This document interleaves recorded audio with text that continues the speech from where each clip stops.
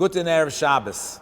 In 2 weeks, February 16th and 17th, Yeshiva will run its annual charity campaign titled Timeless Values, Today, On February 17th in the evening, towards the end of the charity campaign, we will host in this room our Yeshiva donor event celebrating, please God, the success of the fundraiser. This building is called the Energy Innovation Center. It was actually originally a trade school, and at a later point it was turned into this Energy Innovation Center.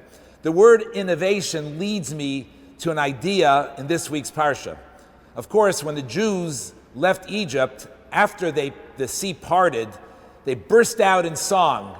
And that song, the Shira, is sang every single day in davening during our prayer. And the interesting thing is that the Talmud brings 3 opinions as to precisely how the song was sung.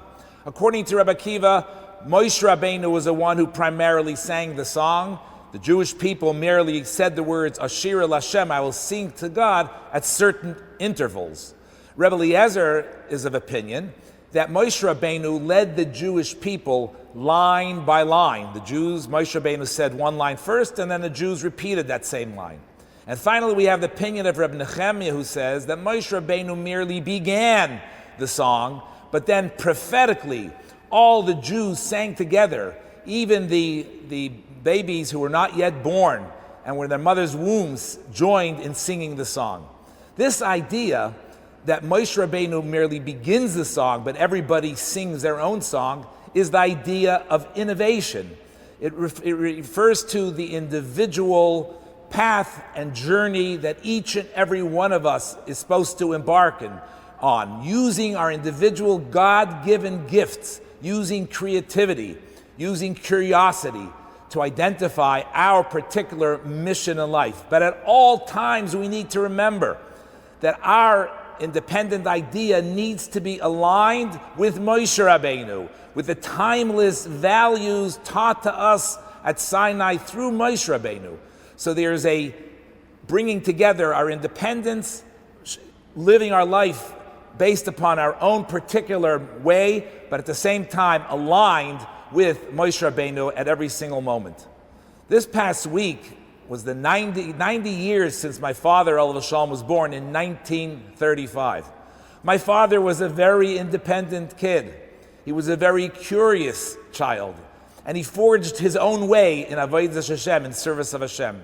As a boy of 13, he traveled to New York on his own to join the Yeshiva Torah Vodaas, which was then in Williamsburg.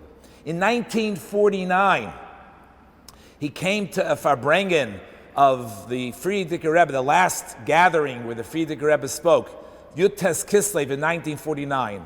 And then a few weeks later, he was at the funeral of the previous Lubavitcher Rebbe, Yud Shvat 1950, 75 years ago. This coming Shabbos marks 75 years since the passing of the Frierdiker Rebbe and the day that the Rebbe assumed the leadership of Lubavitch.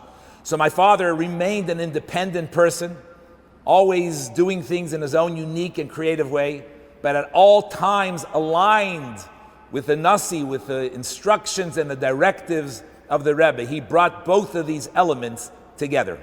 May we each use this coming Shabbos to reflect on what our personal mission in life is and how we can be innovative, at the same time ensuring that it's in line with the timeless values of Torah.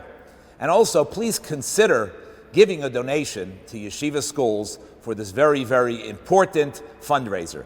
Have a wonderful Shabbos.